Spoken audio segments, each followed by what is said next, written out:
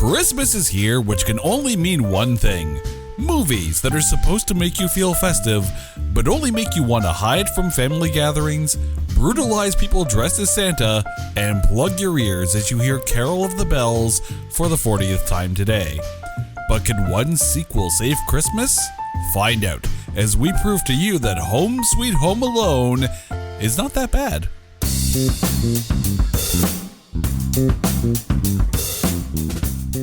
Welcome to this edition of It's Not That Bad, the podcast that looks for A great in B movies. But for today, we are going to a Plus movie. That's a Disney Plus movie because we are talking Home Sweet Home Alone.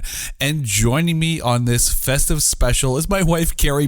Carrie, welcome back to the show. How are you doing? Oh, I'm great. Thanks for having me back. Now, this is going to be this movie. This is going to be a very super special edition because later on we are going to hear from our youngest because we asked him a few questions before we sat down to record this.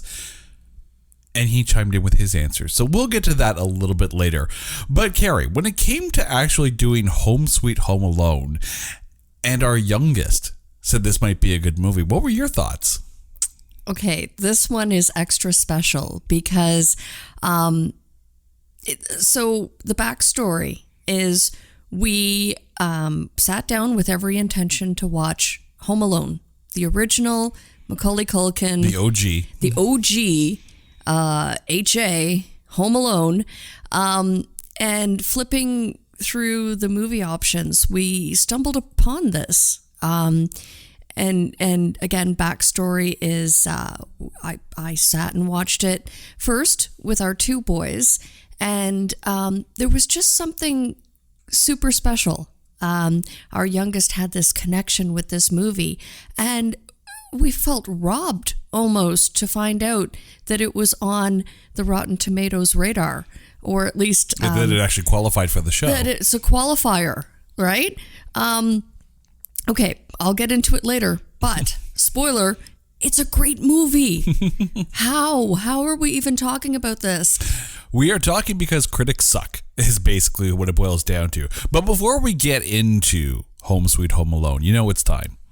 It is time to take this sequel of a classic and trailerize it. Poverty, isolation, brutal torture, all in the name of Christmas.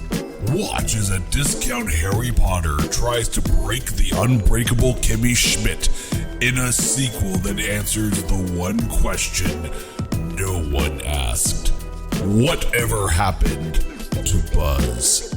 Starring Ellie Kemper, Rob Delaney, and yes, Devin Rattray returns as Buzz in a movie rated PG where parents should be guided away.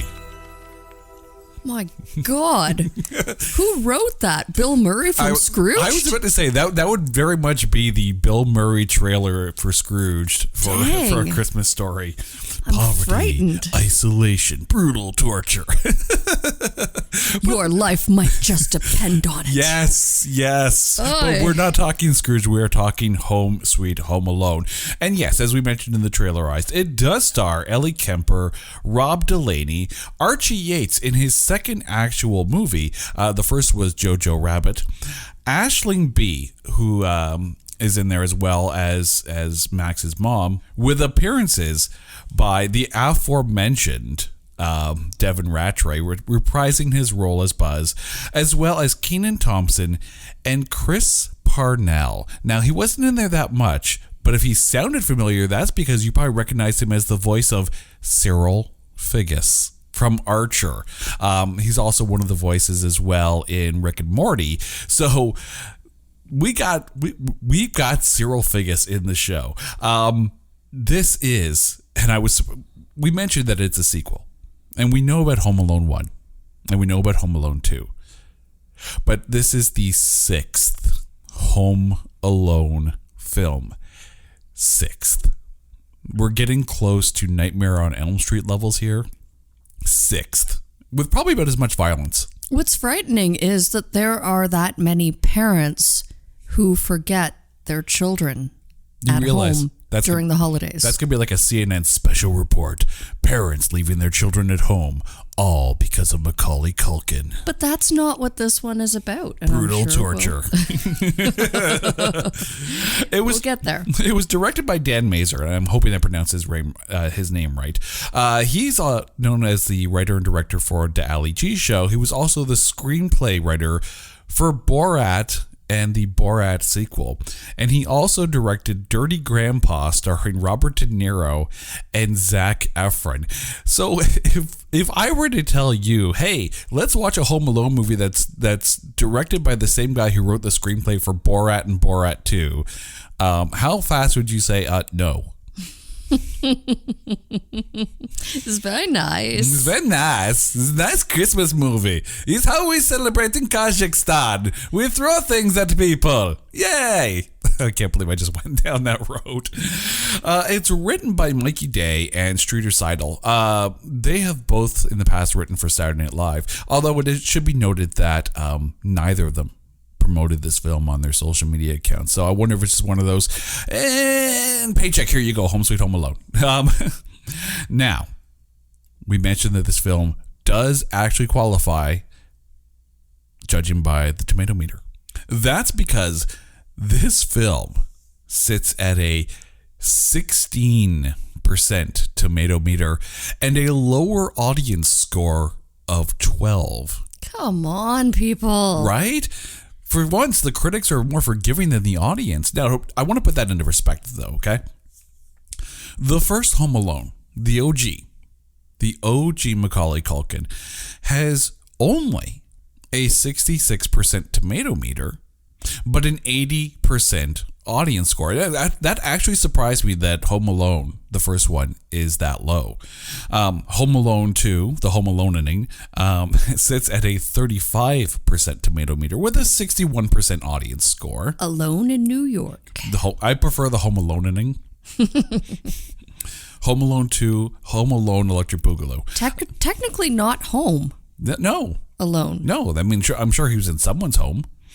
Home Alone 3 sits at a 29% tomato meter with a 27% audience score. So we're dropping down here.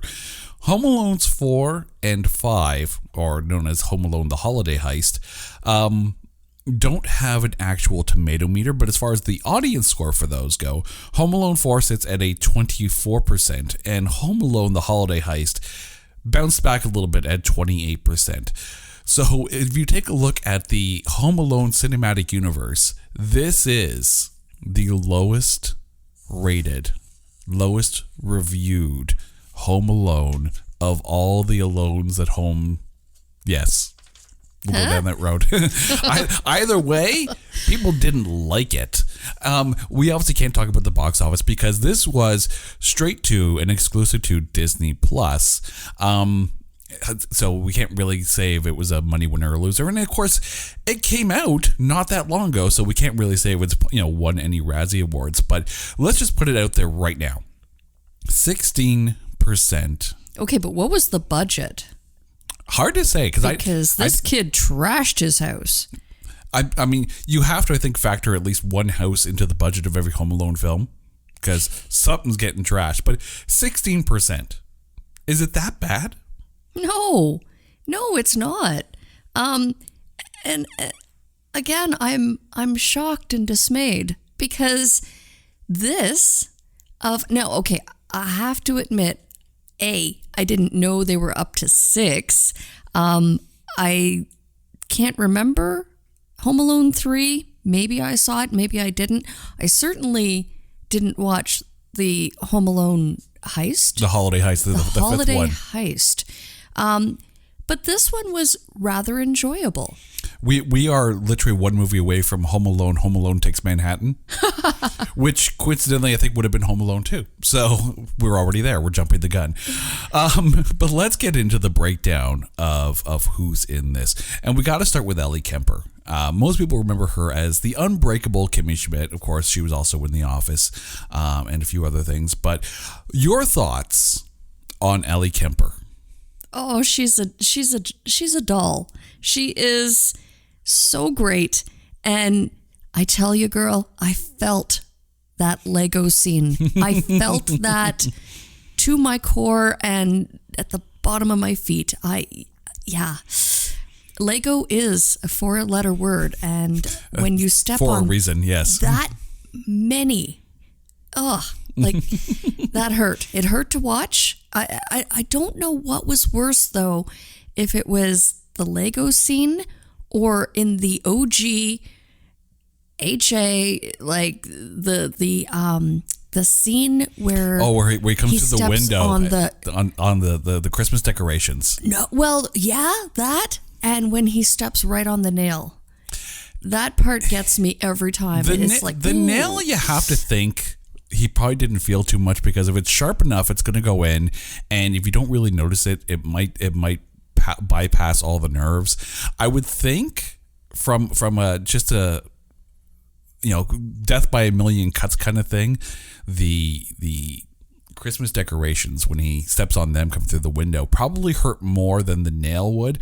But yes, landing on and then swimming through a sea of Lego, and that's one of the things that Ellie Kemper really brought to this, was that, we know her as fun, quirky comedy Kimmy Schmidt, but there's a lot of really good physical comedy in this, and she really brought that dynamic to this. Like I was pleasantly surprised with just how good she pulled off the physical comedy. Oh my God, yeah. And you know what?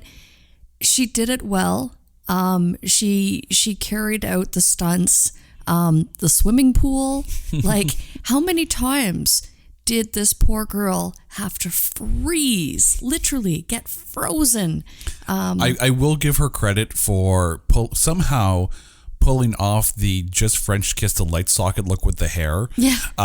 Still kind of making it work. She makes hypothermia look good too. That's gotta be something you put on like your like dating profile, likes long walks on the beach. Also looks really good, like she just kissed a light socket, and handles hypothermia very, very well. Swipe left, or is it swipe right? I don't know. But I will say that the dynamic between her and Rob Delaney, her husband in this film, Jeff. First of all, poor Jeff. Like just poor Jeff. Poor Jeff. Jeff feels so picked on in this film. Like, this was his idea. He brought this on. It was his idea, yes. But when the movie starts, though, for the record, spoilers like a mofo in this one. So if you haven't already figured out that we're just going to spoil things for the movie, well, what the hell are you doing listening? But the thing with Jeff. But thanks for listening. Thanks for listening. 5-star likes everywhere. But the thing with Jeff is that he felt so... Jeff is having a hard go with things. He's lost his job. It's clear that he's lost a lot of his self-confidence. And it just seems like everything that's going on around him, he can't quite handle. And it leads everyone else who's kind of driving the bus on things to kind of push him away. And I felt so bad for Jeff. Like, really? I look at it differently. Like, yes, he's a bit of a goof. Right? Oh. Yes, he's a bit of a fumble fingers kind of thing. But the thing is, if you've lost your job, and the reason that you've lost your job is the reason why you have to sell your house, and you like, he's feeling a lot of weight, and it doesn't feel like anyone's really stepping up to kind of help lift his spirits, right? Like, he's just... it's almost like he's self-sabotaged, right? And I did like the dynamic between Jeff and Allie, Pam, her character name, because she really does. She sees this as his chance to kind of help make things right in a way that he wants to be able to provide for his family. So at first she's like, oh, it's whatever. It's just a doll. It's whatever. Then she gets on it.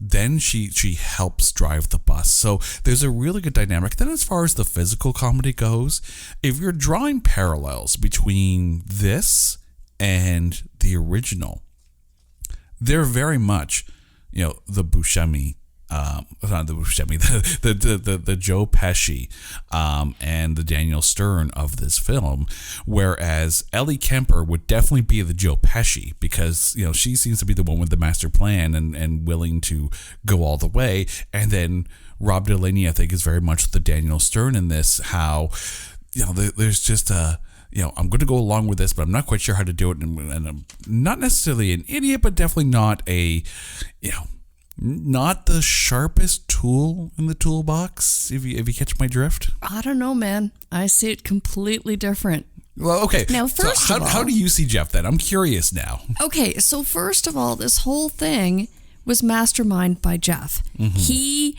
was so convinced that this young boy stole his doll, and he just wasn't thinking things through logically. Mm-hmm. He led the charge on trying to break into this house. He not necessarily break in. He was totally breaking in. He was going to just use the key, put the code in. Yeah. Get back what was his. Was it his house? No. Yeah, that's breaking and entering. But in his mind, it was his doll inside. Stolen by a bratty little kid. That doesn't, no. Mm-hmm. That's not how things work. It's still not his house. It's still breaking and entering, which is still a bad idea. It's not the greatest idea, but it's definitely not let's destroy the house in all out war with some little, Harry Potter discount character. Hey man, the kid was just defending his property. Well, maybe if he didn't, take that soda. But he didn't take the doll. He didn't take the doll. He did not. But the movie led you to believe that he took the doll. And that was one of the weird things in that, in previous Home Alones, there's a clear-cut bad guy, right? In the first one, you've got, Joe Pesci and Daniel Stern. And in the second one, I think is it still Joe Pesci and Daniel Stern? In the second, yeah. Yeah, and then I think in later ones, you've got French Stewart and whoever else they could get to star in a Home Alone sequel or whatever. There was a female. There were female burglars there, but in every single situation, it was the kid in peril and fighting back against the people who were out to get him or break into his house. That but here you had a couple down and out seeing this as their only chance. This doll that. And I would say rightfully so. Jeff was not that he was wrong. The kid didn't take the doll.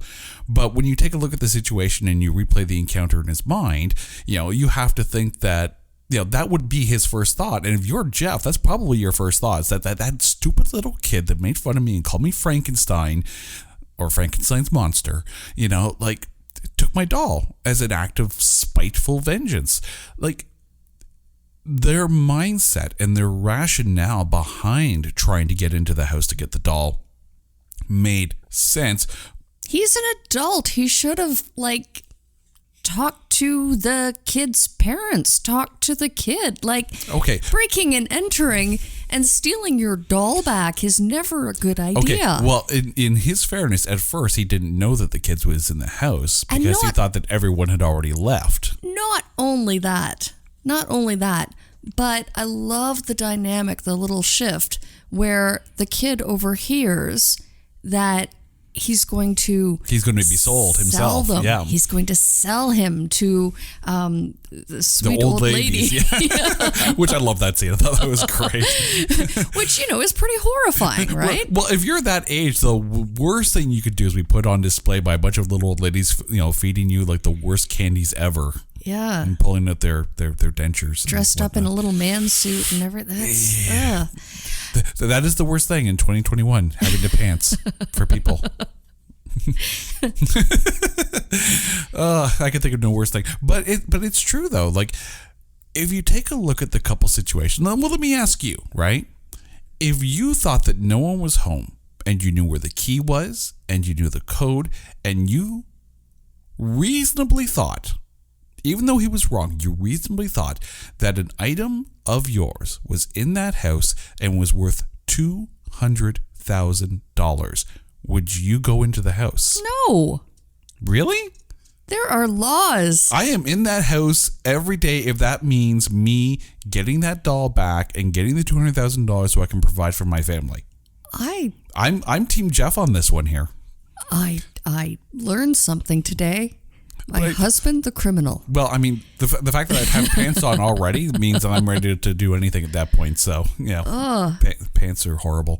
But no, seriously, like at the end of the day, right? At the end of the other Home Alone movies, I'm assuming, because I did not watch Home Alone 4 and 5. I don't even think I've seen 3. But like the bad guys lose and the kid wins.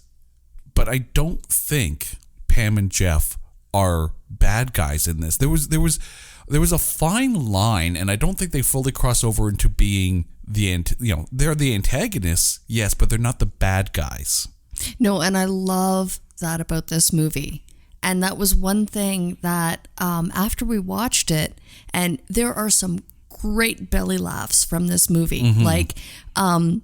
So after we watched it, I kind of, had a talk with our little guys, and that was one thing that they pointed out, is that in the end, everybody was cool. Mm-hmm. Everything worked out in the end. Everything. There is a great story of forgiveness in this. Yes, there really is, and you know what? There's a nice sense of community. How the very last scene is. The two families enjoying a holiday dinner together. Mm-hmm. Everything worked out in the end, and it was just a nice, feel-good holiday movie at that point. And that's the thing. You do see these stories of, people and families who are, through the strangest of circumstances, brought together, whether it be for Thanksgiving and for Christmas, and then it becomes almost like an annual tradition of let's check in on the odd couple here to see if they're still getting together. Like there's one couple in the States where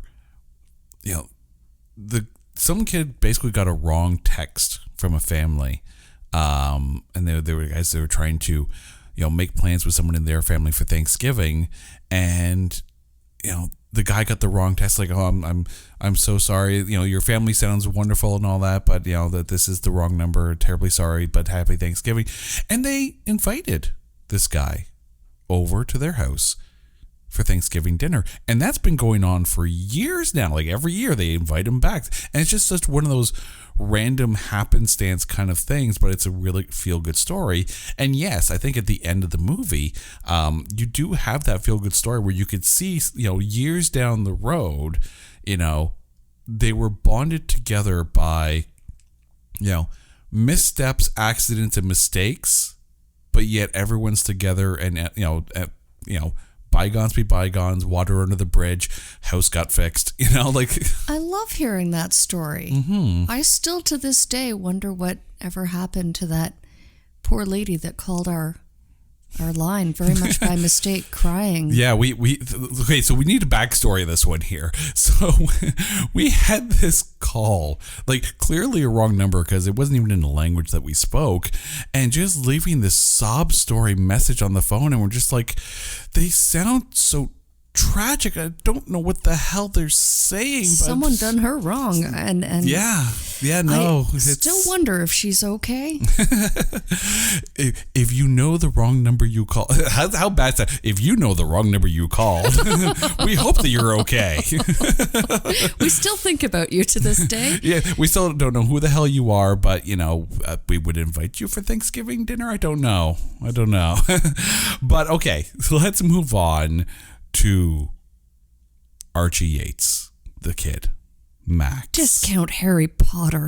Come on, they man. made the joke in the film. Oh.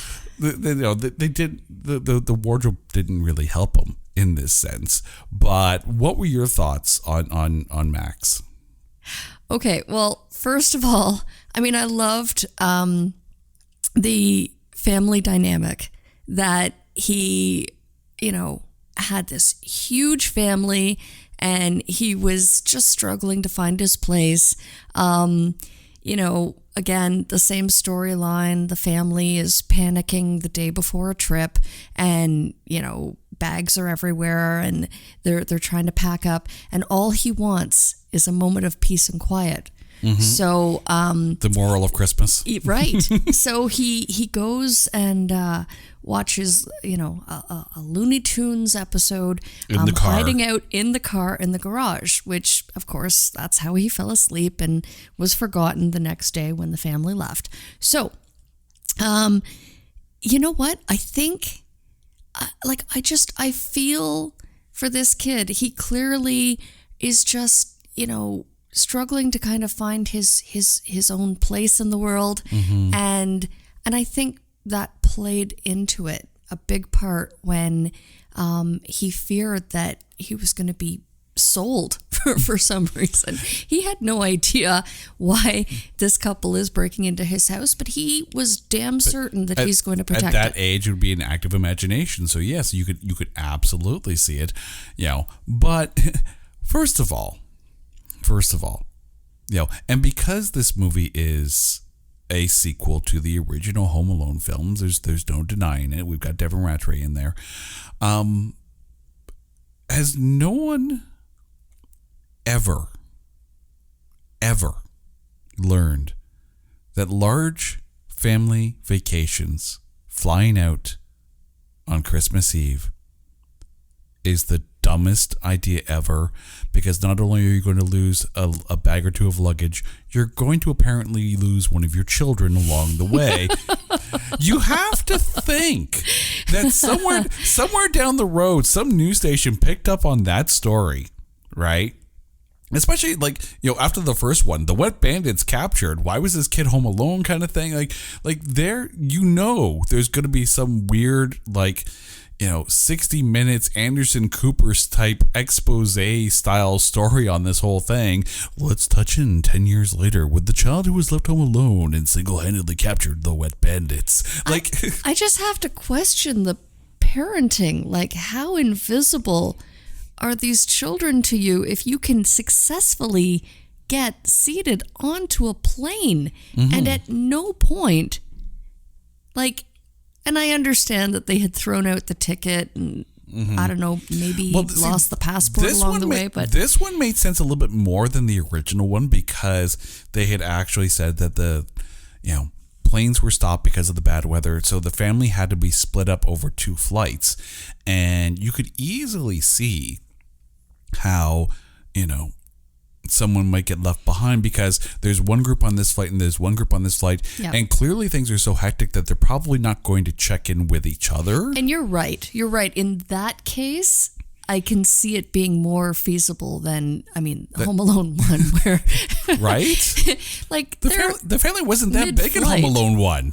Well, okay, but they were running through the airport. But even at that, granted, they did a head count. Mm-hmm. It's just so much that they counted one of the neighbor children. And I have to say, there was a parenting rule 101 that every parent in every movie in this franchise, I'm sure, has made now.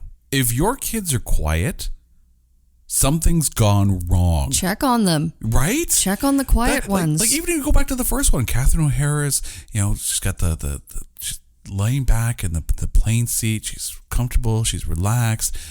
Hasn't heard the kids fighting all flight. But they were in first class. What the hell are they doing? They were in a completely different part of the airplane. But what parent makes their kids fly coach? That's brilliant. Let's do it. Yeah, I'm not opposed to that idea. They serve champagne there. You do realize, though, that our kids are going to listen to this and they're going to go, "You're not leaving us out of first class." I'm kidding, boys. Love you. Your mom wants to leave you behind. I vouch for you the whole way. Daddy loves you best. But I do have to say, they won't even notice us missing. They'll be playing video games. Can you imagine if we left our boys home alone? They wouldn't move from the couch. I would be afraid that they wouldn't eat. Sorry, I'm just trying to picture all the quiet we would have. But you know what? Speaking of our kids, we mentioned that our youngest is a guest on the show, and we asked him earlier who his favorite character in the movie was. Let's let him tell you. All right, little man, it's time to ask you, in Home Sweet Home Alone, who was your favorite character? I gotta say Max. Why was Max your favorite character? Because he was kind of a base off of Kevin and basically Kevin. Okay, and what did Max do that you really liked?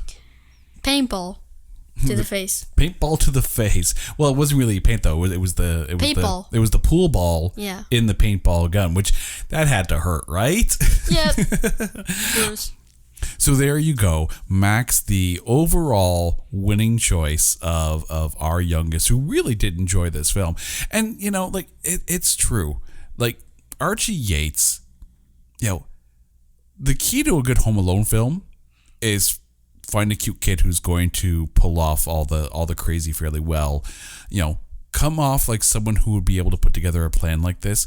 And Archie Yates did a very, very good job in this role. Like, he was a joy to watch in this. You also have to give credit to Aisling B, who played his mom, because, you know, the whole premise of this is that the family, Max's family, is recently moved over from the UK, and this was kind of like their trip to kind of, you know, celebrate Christmas, because they were kind of away from the rest of their family.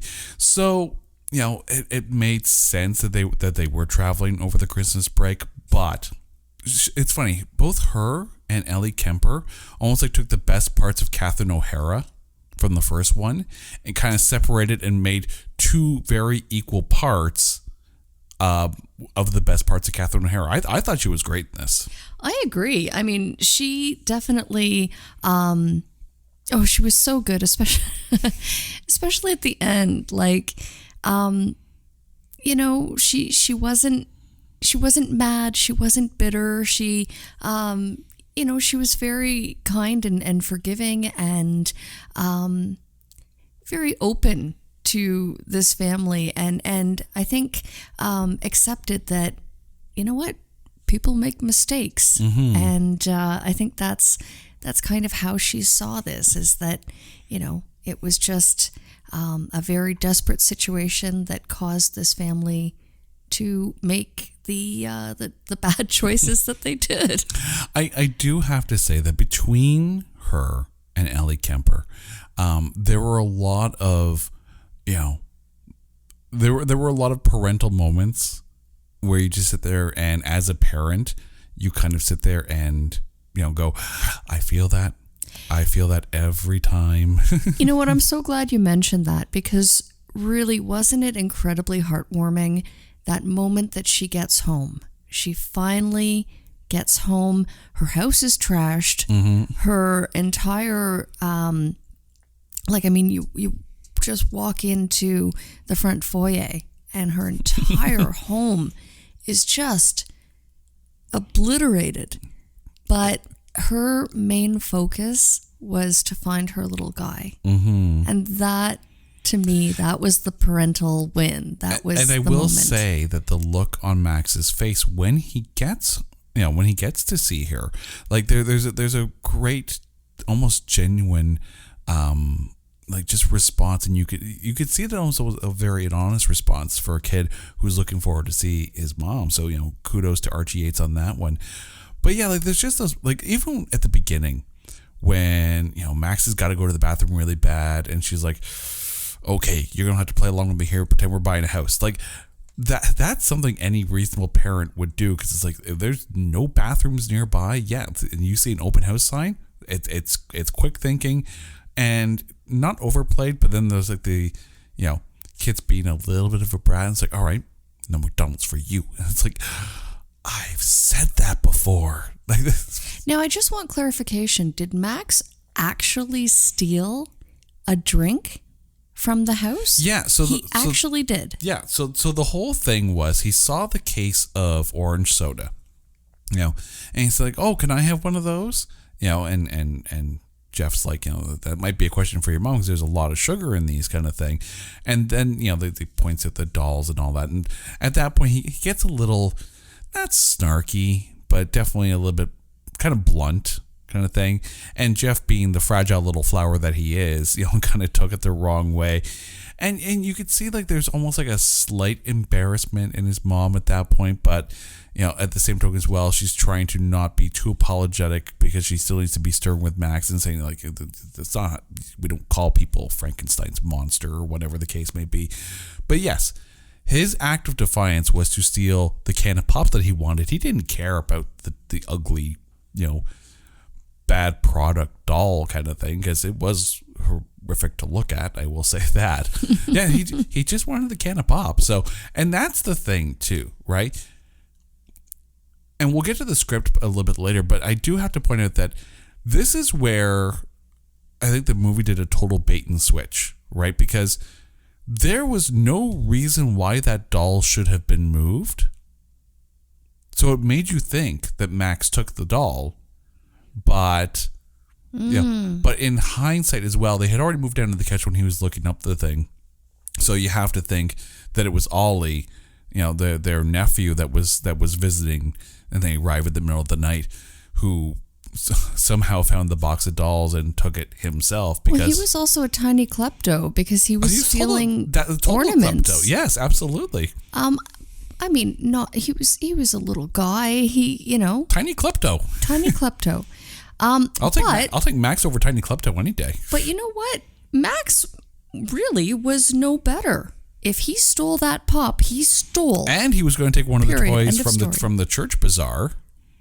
Right? Well, the fact that, can I get a shopping cart for this here? Like, A, great line, but B, like, seriously, like, and this is the funny thing. Like, let's take a look at those four main characters, okay?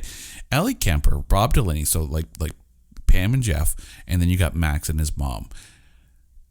No one's a bad person. No one's a bad guy in this. There's no, there's no one.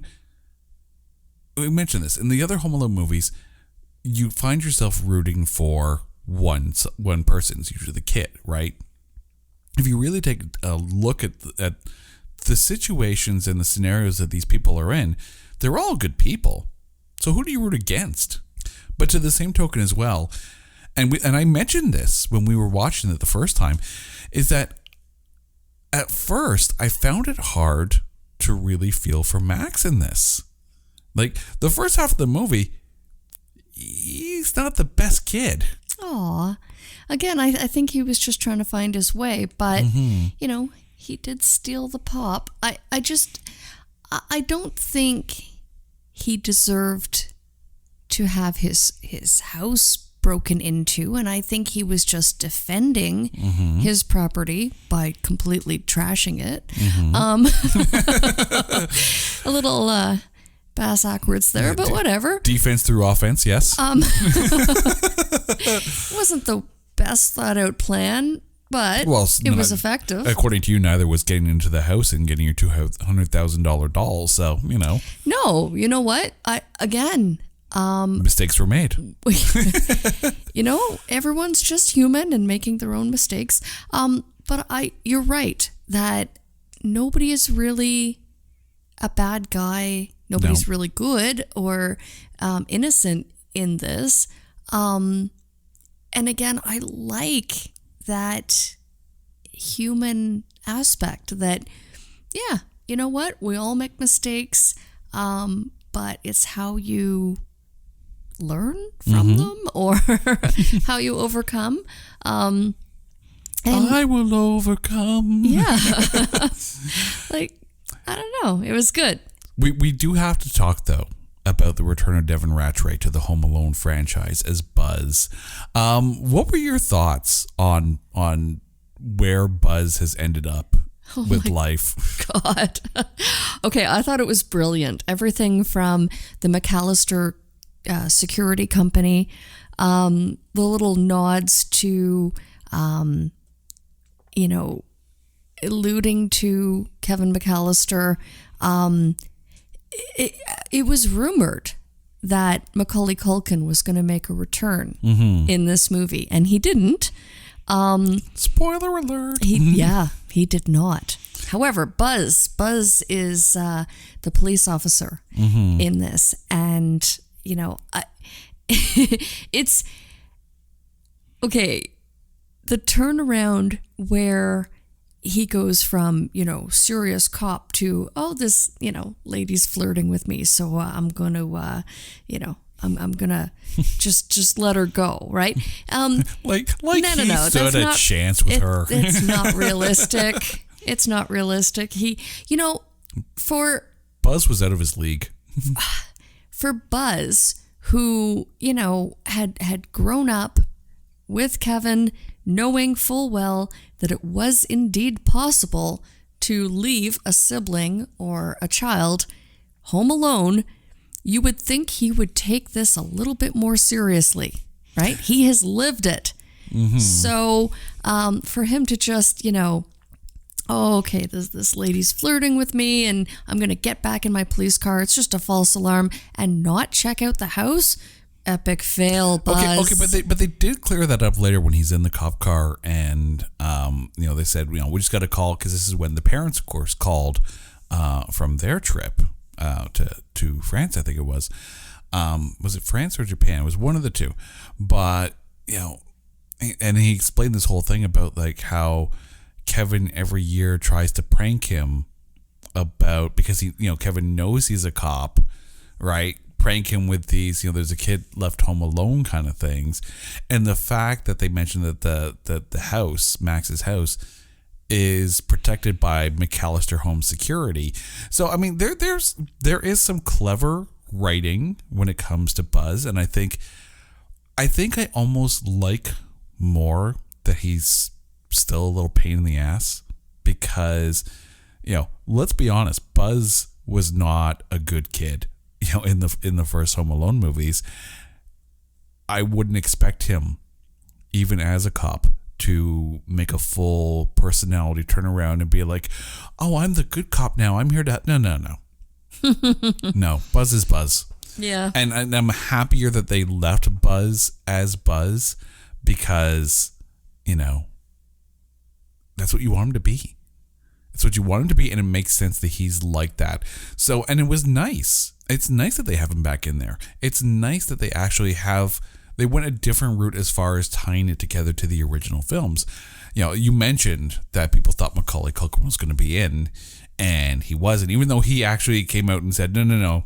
I know the rumors. I know like what the word is out there, and no, I'm not in there. I'm not going to be in there. I'm not trying to, gaslight you on this. It's not happening.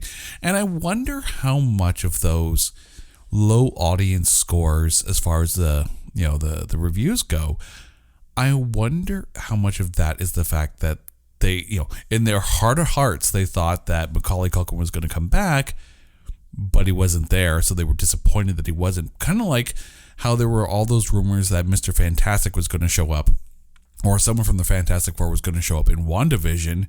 And it's like, yeah, no, didn't happen. Not going to happen. You don't get that.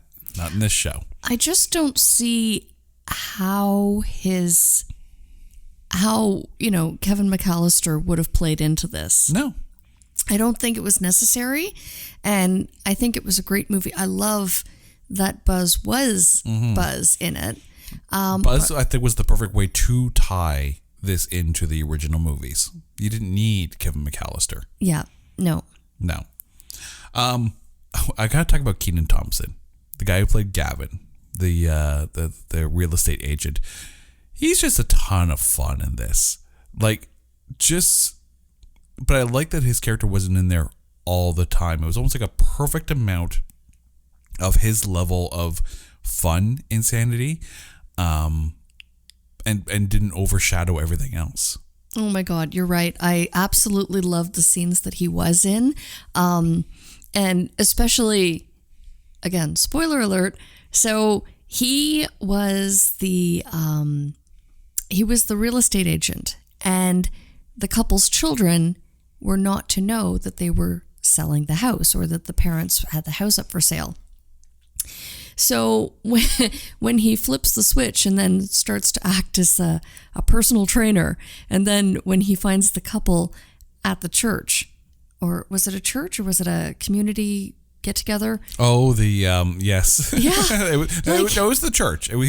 Yeah. Right. So he's clearly, a real estate agent. He's trying to seal the deal, trying to sell this house, and yet has to, I don't know. Play along. He has to play along. Yeah. He has to put on this facade that he's somebody else. Completely He's a different. fitness instructor. Yep. Yeah. I'm looking forward to that. But personal trainer, and what personal trainer visits you in church? Mm-hmm.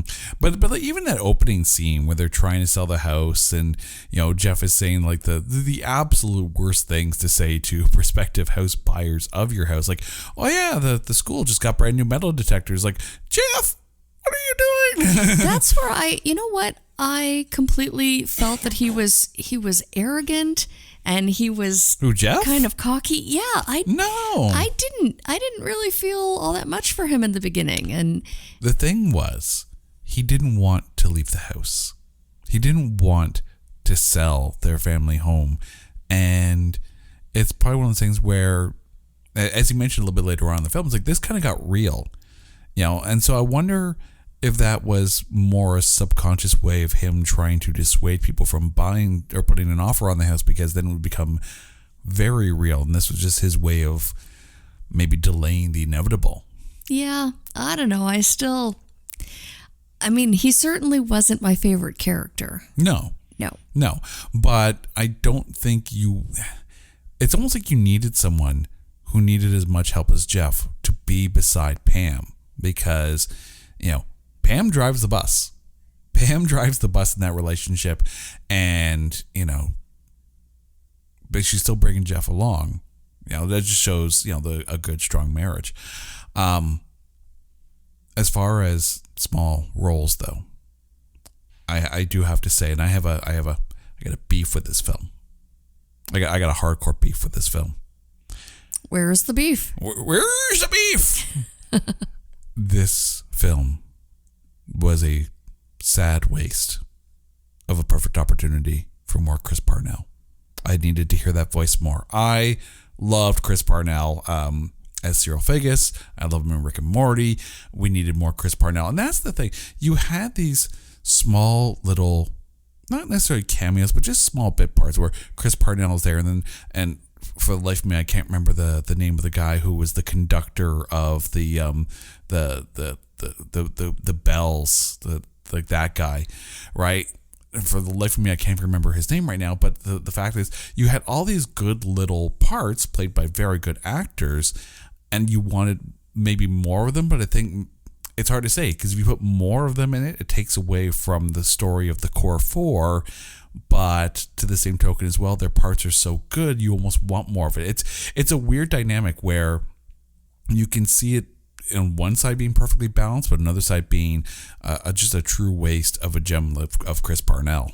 Let's get to the directing of this here, because, there's a quote from the original director of Home Alone and Home Alone 2, Chris Columbus. And he said this while promoting the Christmas Chronicles Part 2. By the way, another phenomenal series of Christmas films, the Christmas Chronicles. If you have not seen it, go watch them on Netflix. Absolute gems, and Kurt Russell is the perfect Santa Claus.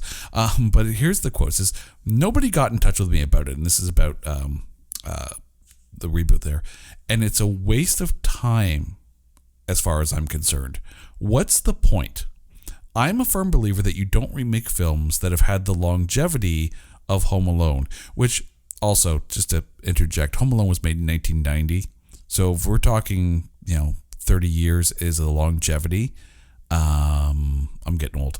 But I will say, you're not going to create lightning in a bottle again. It's just not going to happen, so why do it? It's like doing a paint-by-numbers version of a Disney animated film, a live-action version of that. What's the point? It's been done. Do your own thing. Even if you fail miserably, at least you have come up with something original. Now, harsh? Okay, first of all, there is nothing original in Hollywood. No, there isn't. So get really over yourself, Mr. Columbus. Okay, we're on the 6th Home Alone. So, Admittedly, yes, but I mean, but this one was different. it's one, and that's the thing. There is some originality to this one here. This is not a paint by numbers, and you have to give them credit for that. I will say some of the other Home Alone films were a bit more paint by numbers, and maybe that's where some of the vitriol comes from. But there is some truth into what he says, but then again, there's also, maybe there's some jadedness to it because, okay, first things first, let's talk about one of the points he made out, right? Do a remake of a Disney classic, but do it live action. And in some cases, it works really well. We saw that with the Jungle Book, right? What they did with the Jungle Book is phenomenal, right? It brought to life arguably a classic, like among the best classics of Disney's heyday during like that time span, and to be able to bring it to life like they did, like mad kudos to them for that. But then you saw what happened with Mulan. And now I don't know if Mulan is necessarily all, their fault, because of course the pandemic really did a number on box offices, and Mulan was one of those films that, kind of got streamed right away. But if the movie can be brought to life, why not bring it to life? Now, admittedly, you're not going to do every Disney Plus film, just bring it to life, or even every musical. I'm looking at you, Cats. Cats should not have been brought to life, but I think there's some movies that could benefit from that. Yeah, but did they not make an animated series of Home Alone? Oh, I'm sure Home Alone has been milked milked a cow dry on that one. Kung Pao Enter the Fist style, milked a cow dry. But it's hard to say. But I do understand, wanting to get away from, to quote Antoine from Free Guy, IPs and sequels, right? Solution, right? You don't want the Albuquerque boiled turkey. No, but I love that character. But even that, like Free Guy, at least itself, it's not an original idea, right? Yes, it's an original setting, but it's still it's basically the Truman Show. So I mean, you're right. You are absolutely right. Just mark this day down on the calendar. Replay this section over and over and over again. My wife was right. It's certainly on repeat on my iPod. She's very right. You are the rightest of rights in this case, in that there is nothing original in Hollywood. But I can also see his side, though, in that if you keep flogging the dead horse, does it have a negative effect on the original? Yeah, okay, but was this not supposed to be considered like a reboot? Not so much. And yes, cue Jay and Silent Bob. Snoochie boochies. In, the definition of reboot versus sequel. And that was actually... but it can't be a reboot because Buzz has gotten older. It's definitely... It's a different story in the same timeline in the Home Alone-verse. Oh. The fact that I just said Home Alone-verse, I'm starting to get weird Doctor Strange vibes here. Okay, but let's take a look at the director, at Dan Mazer. I think this film was a lot of fun. I think it was well paced, it was well timed, the physical comedy was well directed, but I think even more so, there were these moments when the action slowed down and you had these character development moments that were allowed to breathe and were allowed to really... And I think it was the scene in the church where Max is looking at the toys, and he has that little talk with Jeff and Pam's son, and you start to see that Max isn't necessarily the bad kid that the script made us think that he was in the beginning of the film, and you start to feel for the little guy. And that's those kind of moments in a movie that's built on physical comedy, and the physical comedy's coming and you wait for it, they didn't just, skip all character development and get to the flogging and the maiming. They allowed the characters to develop. They allowed us to feel why Jeff really wanted to get that doll back. Why Pam, didn't want necessarily to sell the house, but she felt they had no choice. But she saw how much it meant to Jeff, so she was all for it. You saw how much Max's mom really wanted to get back. Regardless of, I think she was just ready to hop on a plane and get a break from the crazy family, of which was her husband like stuck in the bathroom or something like that in the hotel. It's hard to tell, and then you felt for Max realizing again that moment when he's like, maybe I didn't want to be alone, maybe I didn't want to be left behind, kind of thing. Like, they left these moments in there that really brought out the characters, and you have to give them credit for that in making sure that the people aren't lost in the slapstick. I completely agree. This movie had a lot of heart, and it's nice. I mean, first of all, I think the physical comedy in this movie was actually better than in the original. It was so much funnier, and the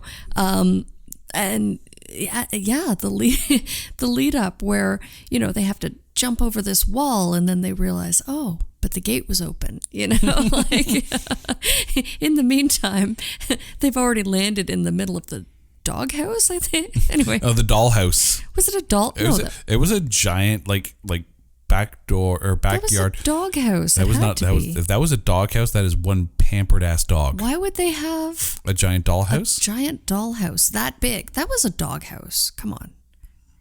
Anyway, and you know what I love too is the scene where it's like, oh, we're at the wrong house. Right. Like, that could have been totally. And the fact that they were actually bad. In the house, no one's paying attention. It's like, just walk slowly backwards out of the house like nothing ever happened. Like again, like there were these great comedic timings in the directing, not just in the acting, but in the directing. Especially the fact that, even the montage scene of getting the house ready, which, is the signature of the Home Alone films. I think that was done very, very well. I also really loved the nod to Scarface. Oh, God. Oh, yes. My God. Where the kid is trying on all these different outfits, and then he finally gets this, like, tuxedo suit that he's sitting at the desk with, what was it?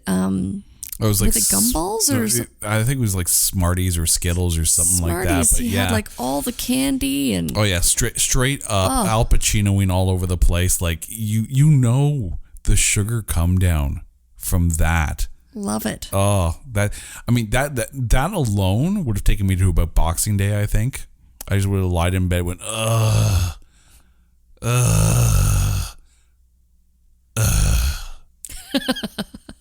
done. True story. True story. That would happen to me. I've seen it in reality. I can't believe people are listening to this and going, what is he doing to make those noises right now? I am so sorry. Dear listeners, I am so sorry. And that's the thing too, and this kind of goes hand in hand with the script writing, is that when you plot out, a series of unfortunate events in all of that, it takes a good combination between director and script writer, and I think they plotted it real well. But before we get into our thoughts on the path of destruction that was led in the final scene, we have to go back to our youngest. So we asked him what his favorite part was, what the best trap laid by Max. Okay, so we know what you liked about Max, but what was your favorite part of the movie? When the person tried getting the doll, which he didn't have, he had the VR headset and hit the wall. Mm-hmm. And what were some of the more fun things that Max did to the parents? Made him a cake. Oh, the donut. No, the cake. Sugar, milk. Oh, turned him into the cake with all the things that he threw at him on the stairs. That had to hurt, right? The sugar right here. So clearly our youngest likes, people suffering on camera. Can't say I blame them. This is the kind of film for that. But for you, right, just the sequencing of all of that, like the house of horrors that every Home Alone film kind of turns into, how did that play out to you in comparison to, say, the first Home Alone? Well, again, I had mentioned it, that the torture of this poor couple, they were breaking into the kid's house. It was self-defense. Well, after getting that $200,000 doll, though, they aren't poor anymore. I'm with Max on this. But anyway, Team Jeff. The physical humor started from outside of the house. Mm-hmm. The icing of the driveway. Yeah. I mean, that was classic, right? That was like OG Home Alone. But the falling in the pool, the constant, spurts of water that honestly, like, hypothermia would have set in for sure. But poor Ellie Kemper. Yeah, I know. But oh my God, I don't think it gets better than the flying pool ball to the head. Oh, I mean, that was far better, far superior to the iron to the face from Home Alone. Full disclaimer, my wife, Carrie, does love good slapstick humor. Love the physical humor. Oh my God. And this movie had it. Mm-hmm. Like, I think there was far more collateral damage in this movie than Quite there possibly. was in the first one, for sure. I'm sure there are YouTube channels and podcasts alike that are going through these movies and totaling the life years lost as a result of the the trauma inflicted upon people in these various houses of horror. I mean, this kid cut the banisters, no, just one though. Just one. One strategically placed thing, and but it was just enough. Yeah, there's a lot. There is a part of he trashed the shelf, mm-hmm. the shelf that crashed down and everything that was on it, the chandelier. I mean, to total up the damages caused mm-hmm.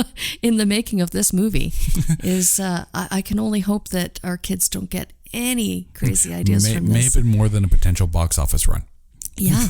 But I will say, and in comparison to the first Home Alone as opposed to this Home Alone, is that at least with the first Home Alone, the placement of the booby traps, for the record, discount Amazon Siri there, the parental controls do not allow us to search the term booby. That was well hilarious. played. But the placement of the booby traps in the first Home Alone made sense. Kevin was clearly targeting egress points into the house. There was clearly some strategic thinking from Kevin McAllister. But I felt in this one, while there were some that you sit there and say, okay, well, that makes sense. Like ice the driveway, that makes sense. The icicles, if you end up in the alley, that made sense.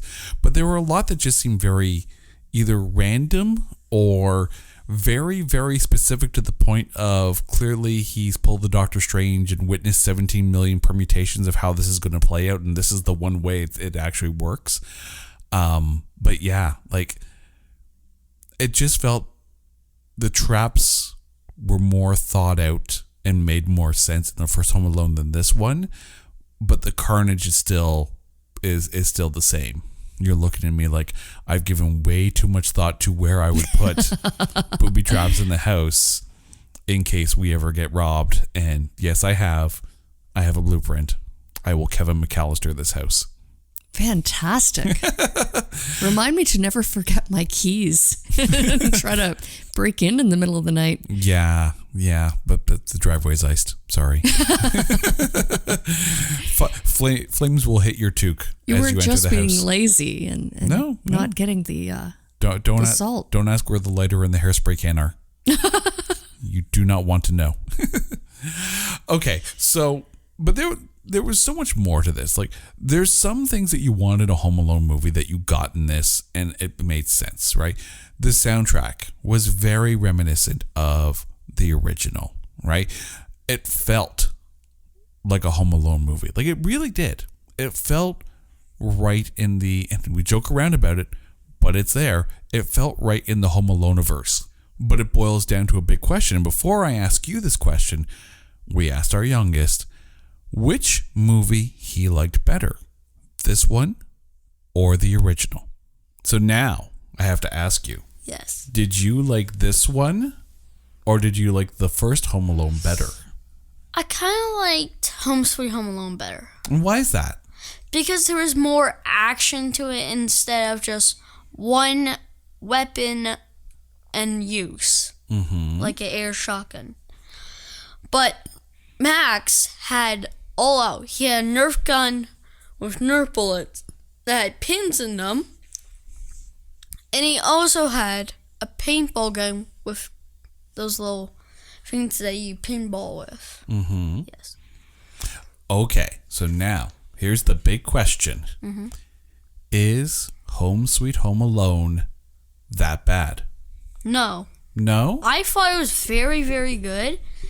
But all the other people thought it was bad. But us family thought it was good.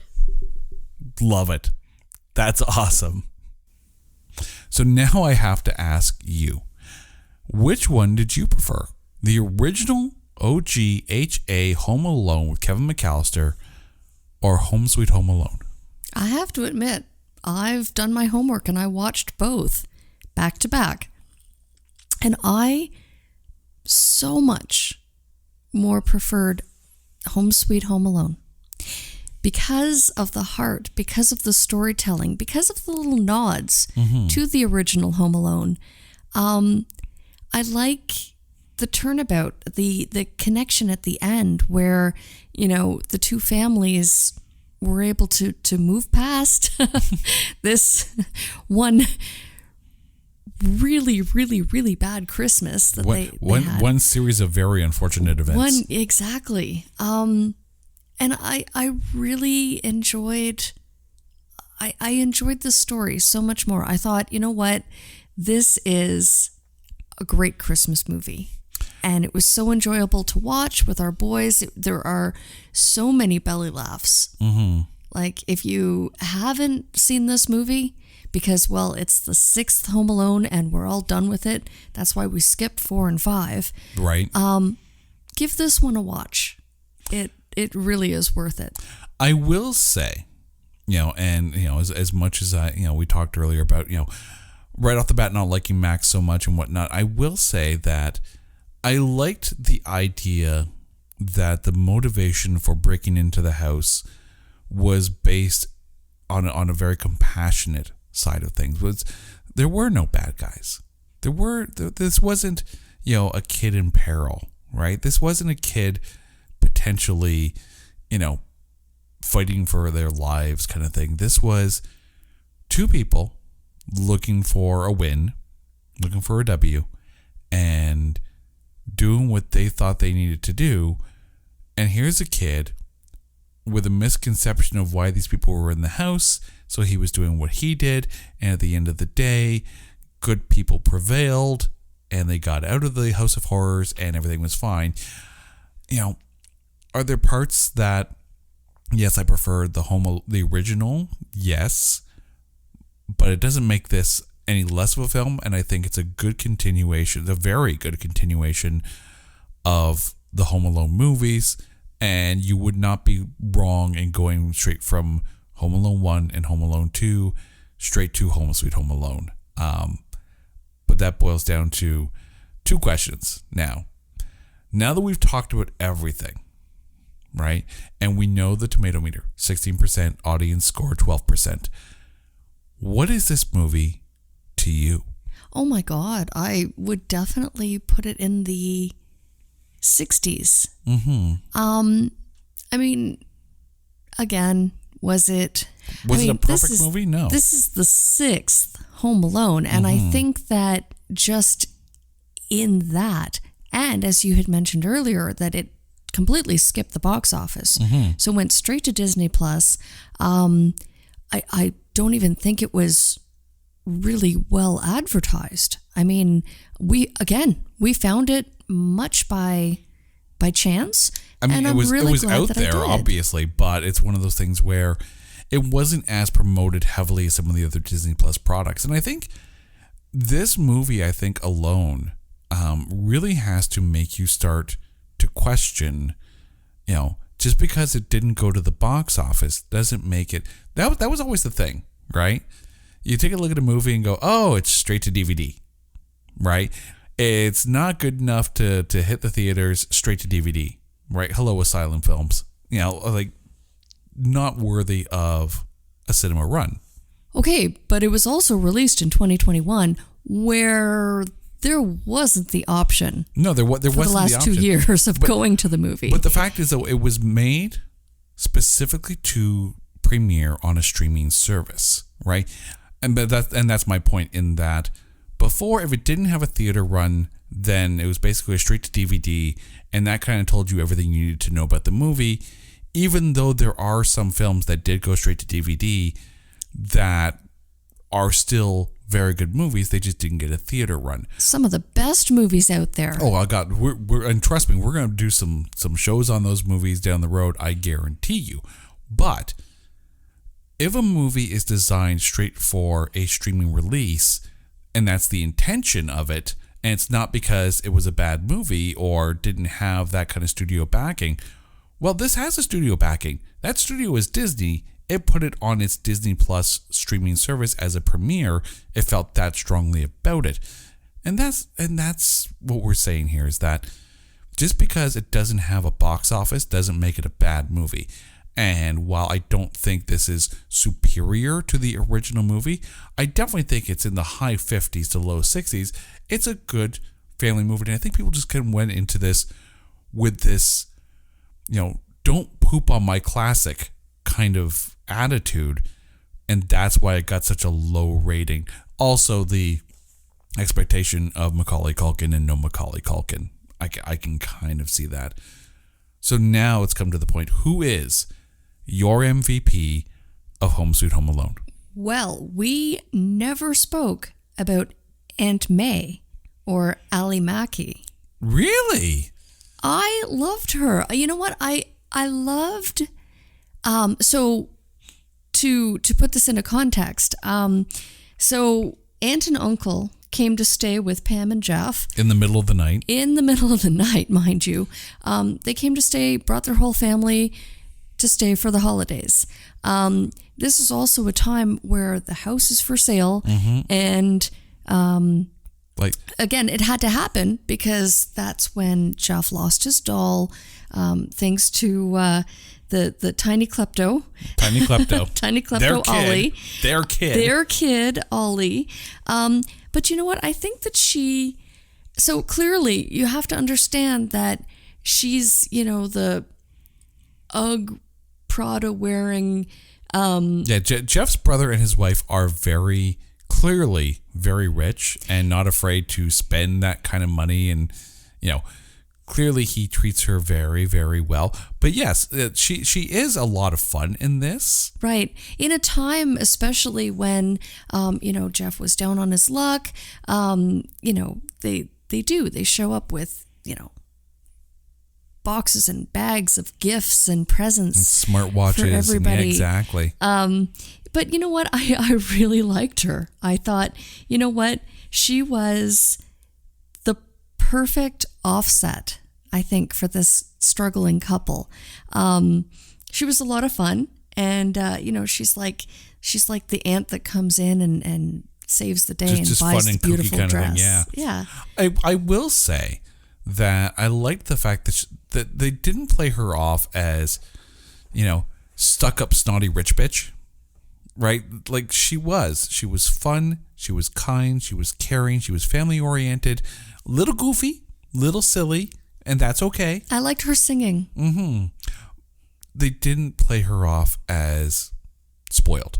They didn't play her off as rich and knows it. She was fun. And again, there's no bad people in this film. There really isn't, and that's a good thing. That is a good thing, what you want out of a Christmas movie. She's not my MVP though. Who is? My MVP has to be Ellie Kemper.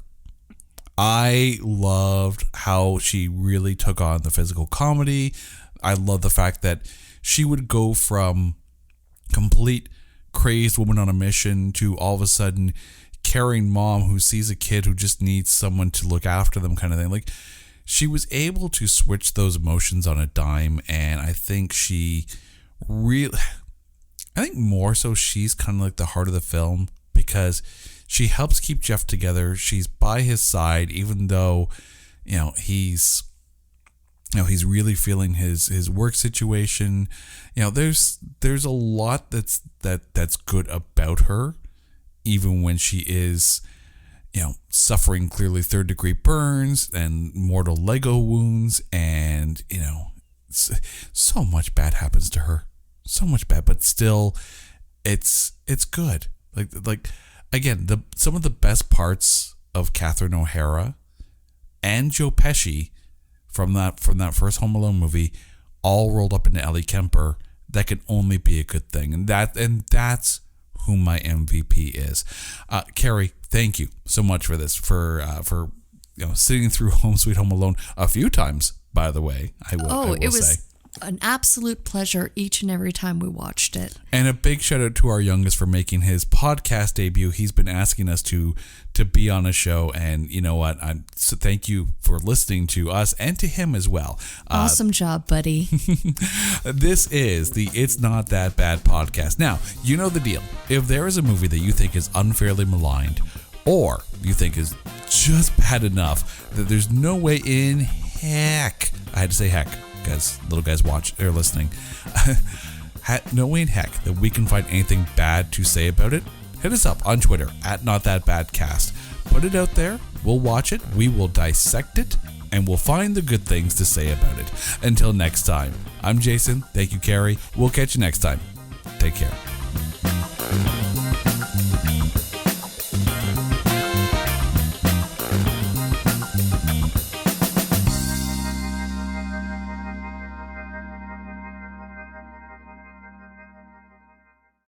Hey folks, Stefan Shirazi and Renee Richardson here from the Metallica Report. And we are proud members of the Pantheon podcast family, where the best of music and podcasts unite. We've got something pretty cool for you.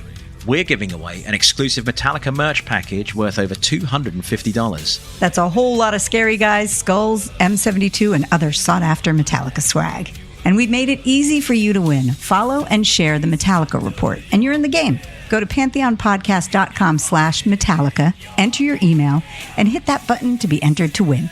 And just like that, you're eligible for our monthly exclusive Metallica merch package. And guess what, rockers? You can enter every month, so just do it. And while we love our global brothers and sisters, the lawyers won't let us ship outside the U.S.